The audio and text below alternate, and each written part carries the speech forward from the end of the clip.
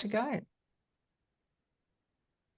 Welcome to another exciting episode of Extraordinary Ordinary Women.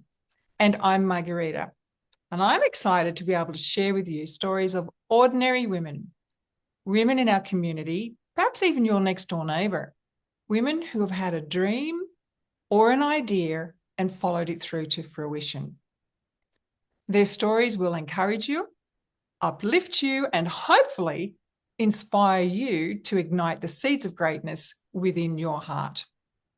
For it's through sharing that we come to realise that we are not Robinson Crusoe, all alone on our own little island, but that there is, particularly now with social media, this network of truly amazing women who willingly stretch out their hand with encouragement. Having found this for myself when my life was turned upside down, it is my gift to those women to be able to pay forward the gift of encouragement to others. And so today I'm sitting down with a beautiful local woman whose work is all about reconnecting with the body in a kind and empowering way. Nicole Casson. Nicole from NJOY Pilates here in Armidale has such a powerful story, one that's shaped not only how she moves, but her health and how she helps others heal through movement. Nicole, I am so glad to have you here today. Welcome. Oh, thank you so much. It's really nice to be here. Now, Nicole, will you share a little bit about your journey? What led you to Pilates? And I recall from an initial conversation a while ago that Mhm. your dad had something really powerful to play in that story. Yeah, that's right. So, growing up, my dad was a quadriplegic. So, for those who may not know what that is, that's basically paralysis from one of the vertebrae very close to the top of the spine in the neck, one of the cervical vertebrae down. So, basically, he had no feeling kind of below shoulders, let's say, and no ability to move. So, wheelchair. Are you From happy that to point on. share? Are you happy to share how that happened? Yeah, so he was actually spear tackled playing rugby, which is not something that's allowed any longer, but it's basically literally someone driving the crown of his head into the ground during a tackle, to the point that, yeah, it caused a break in a vertebrae and severed his spinal cord. And it was actually quite a long time ago. I don't even know what year it was, but he was 50 when I was born and I'm 37. So this happened, let's say, it's maybe 60 years ago, something like that. Oh, So right, right. I guess, you know, in those days, you probably wouldn't sue somebody. And I guess medical, I guess technology was only at the point it was at, and there's only so much they can do if something like that happens. So yeah, he was basically left paralyzed after that accident. And it was quite a journey for my mum and he to even have a child, lots of hoops to jump through and so forth. But yeah, as I say, he was about 50 when I was born, so fairly old, I guess, to be a first-time dad, but still in all, they managed and got there eventually. But I guess what I would say about my upbringing with him is, it was unique, and he couldn't necessarily do things that other dads could, Yes. do with their kids. But I guess the mentality that he had about his state is what stayed with me. And I'm sure that he probably had moments of depression when it first happened and feeling hopeless. But by the time I came along, which is, let's say, I think about 20 years after the accident had actually happened, um, by that point, he'd, I guess, come to terms with everything and was at peace with it. And he was actually really never negative about what had happened to him. I don't remember him ever saying anything negative about the guy who tackled him. And I mean, you assume his intent was not to actually paralyze someone anyway, but he was not, bitter about it. He wasn't ever saying, "Oh, I wish this hadn't happened to me."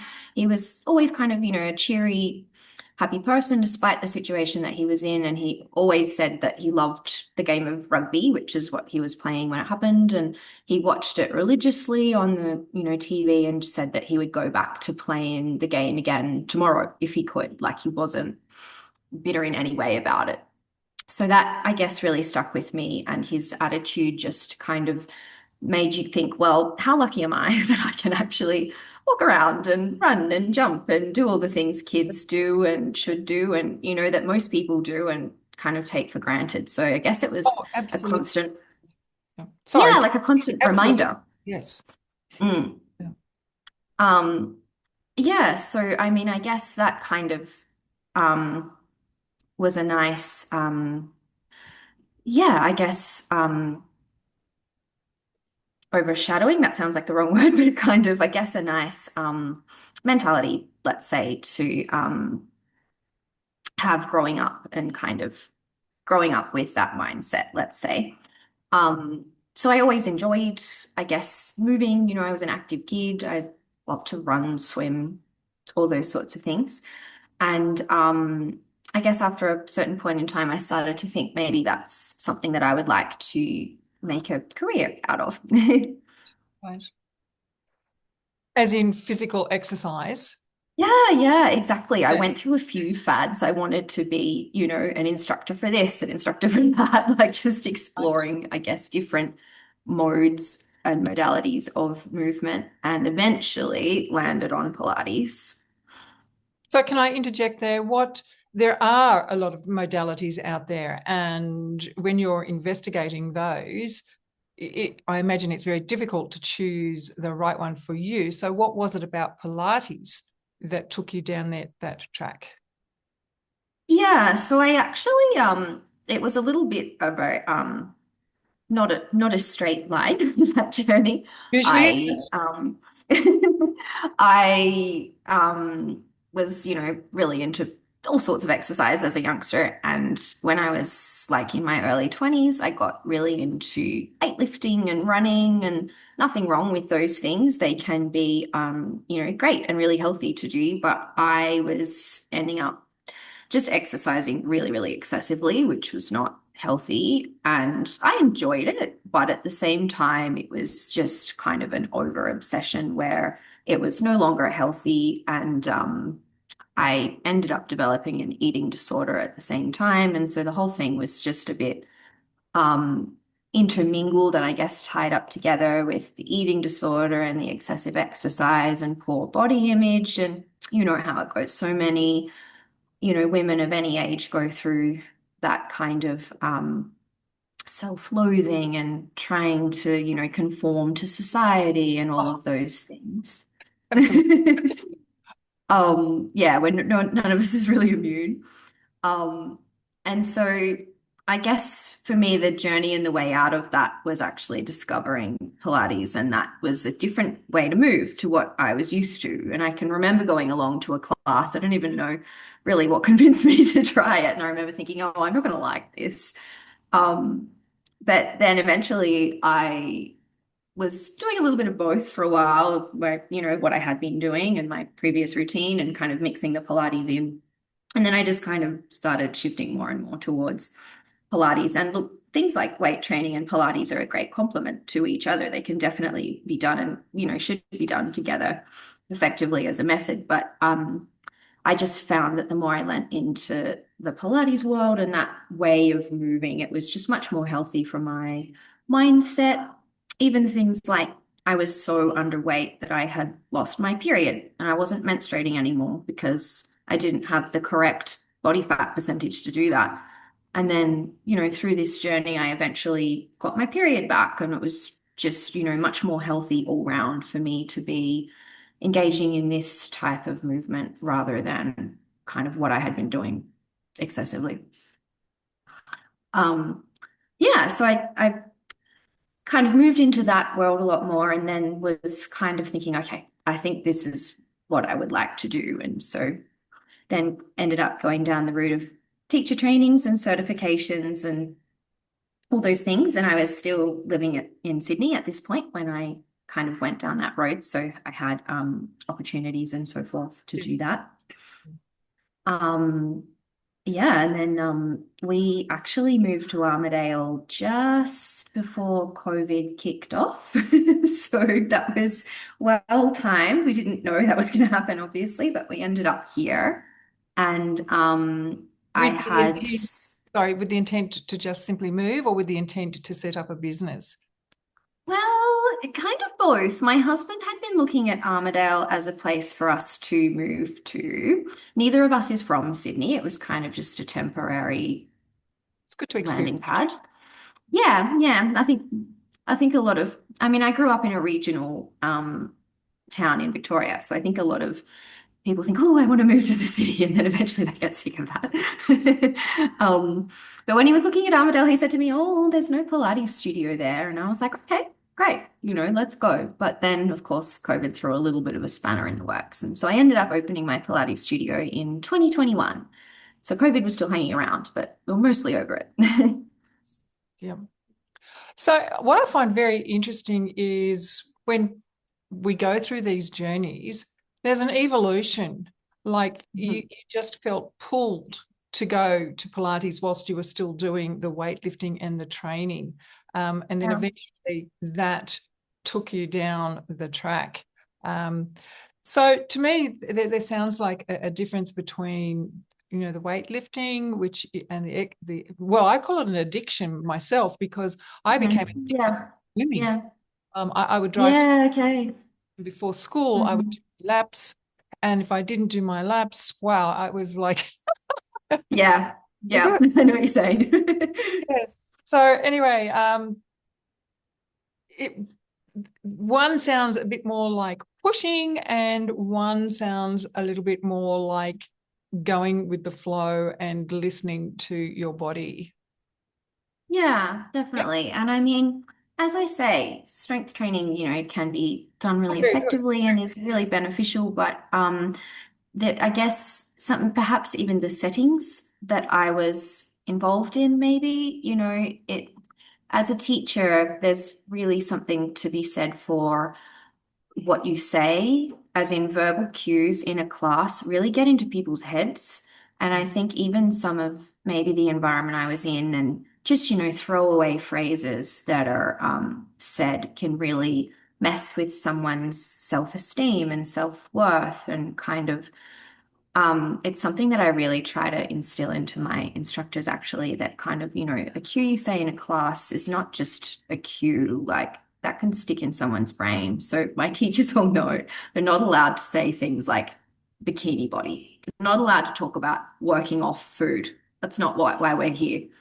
And I guess just the whole ethos of the world of Pilates is it's at least as I've experienced it, it's very much not about just doing things for a certain aesthetic, or at least in my studio, it's not about doing things for a certain aesthetic or to work off food. It's got an entirely different purpose, and I guess the mind-body connection of it. And Joseph Pilates, the inventor of the method, was really smart. A lot of his exercises incorporate, all the functions available at a particular joint. And he developed his method like we're talking 1920s. So he was really quite advanced for his time. And I guess the method is something that is really, yeah, empowering to um, engage with, because it really is opening up, I guess, facets of the mind and body to work together that it's just not the same in other movement disciplines. Um, yeah. So, Nicole, is Pilates, I mean, Pilates is open to everybody, but why do Yeah. women come to you primarily? Is there a specific reason? Yeah. To be honest, I think a lot of my clients um, get turned off by gym culture, or they don't necessarily want to be surrounded by, you know, a bunch of people of the opposite gender, which I mean, look, men can do Pilates and men do Pilates, but my studio at least has had a primarily female clientele. And I think that that is appealing to women because it feels safe and it feels like, okay, I'm here with like-minded people. Um, and I've tried to kind of really put across in the messaging of the brand that, you know, this. space is a space to try and give you confidence and empower you, and not to, tell you to work harder or do better or this, that, and the other. It's okay, we're here to move and we're here to be in our body and not, be concerned necessarily with the aesthetics of that, and definitely not to be concerned with trying to work off any food or meal that we've eaten. And I think, I mean, as far as I can tell, that comes through in, as I said, the verbal instruction of, the teachers cueing the classes, and just the environment of the studio itself. And I guess the the goal of each person and why they're there hopefully comes together to make the environment feel supportive and not feel like, oh, this is a punishment. I have to come to class and do this. Yes, yes, because it really is a mind-body connection, the Yeah. feeling, moving forward. Yes. Yeah, and that, I think you mentioned that's your gym where you are sitting now. It is Yeah. beautiful, so Oh, inviting, yes. Yeah, I lighting. love the light in here. It's really nice. Yeah. So every journey has its ups and downs. I mean, it's all vibrating up and down. What have been the rewards? I imagine there's been heaps of challenges. Um, but what? Yeah, I mean, Yeah. I think we actually grew quite quickly early on, which was really exciting. But also meant that I needed to try and get more teachers quite quickly because I can't do everything myself. And so anyway, I found myself going down the road of helping other, mainly clients who enjoyed, coming to class and whatever, and thought, oh, maybe I want to do this too. I've gone down the road of helping them complete a, teacher training certification. And so I guess I hadn't thought too hard about, being so busy that I would need all these additional teachers, but it was, a happy outcome. And it just, I guess, has put me into a different world of mentoring other, teachers to, and, as I said to you, kind of training them to have the voice that I would want them to have in class and speak to clients in a way that I would want to speak to clients. And so that in itself has been rewarding and, has helped my development as a Pilates teacher to be able to mentor other young women basically to follow the same career path as me. Um, and they've, done such a great job. And I've got a really amazing team of all female, as it happens, teachers now. And they, yeah, I would say they're one of my biggest rewards because it's, really empowering to be able to help someone else to, I guess, follow the same path that I've completed. And it's really, rewarding to watch their interactions with clients and I guess see them kind of carry out the dream I had as well. And I'm really proud of all of them and the way that they, I guess, have embraced the vision of the studio and the kind of goals and mindset of what we're about. Well, I really empathize with what you are saying because as a teacher, former teacher of 40 odd years, Right. you really do get to see the power of your words, Mm-hmm. impact that has, and how important it is to be a positive influence. And what I really Exactly. loved about being a teacher was to see students start at the beginning of the year at point A, and regardless of their ability, always move along to a point B. That to me was the reward of teaching. And that's Mhm. obviously coming out through what you're doing there. Yeah. Yeah, and I mean, look, the same with our clients here, obviously we're in the business of moving bodies and it's really amazing when you can help someone, go from point A of not, let's say, being very mobile or not able to get down on the floor with their grandkid or whatever it is, and then watching them go through that journey is also is in a similar way, another reward of what we do. Because, like, I looked at Joseph Pilates many, many years ago, and did he not start his exercises because he had a problem? Yeah, so he was a bit of a sickly child as it happens. And so he developed his method primarily in the beginning, a lot of the exercises related to breathing properly. Um, and that was it said that he had asthma. So I think that's his fixation with breathing, actually. But then he was also a medic in a world war, and a lot of his exercises that he developed, he was kind of his belief, I suppose, was that because he's working with wounded soldiers, right, like amputees, and his belief was that if you could keep the blood flowing, they would survive. And so a lot of them were doing exercises, minus an arm or a leg, that he had devised because he felt, okay, if I can keep them moving in some capacity, they're going to survive and we're going to be able to help them and they'll be okay. And so the piece behind me, I don't know if you can actually see it. It's called a Cadillac, and it's actually based on a hospital bed because he was working with, wounded soldiers who were literally in a hospital bed. So that's how that piece of apparatus came about. But yeah, so it's pretty amazing, his whole, life's work as well. Yes. So, Nicole, finally, it's been a fascinating, oh my gosh, packed full. What words of wisdom have emerged from your journey that you would love to share with other women? I think as far as, you know, um, body image and movement and exercise as a whole, I think that a lot of the time I find women or people in general get discouraged if they feel like they're not doing enough or they're not doing as much as they could be or should be. And I think really as far as moving and being in touch with your body that way, just small amounts, right? Like it doesn't have to be all or nothing. I think making time for yourself, which is hard. I get that. We all have, commitments and busy lives.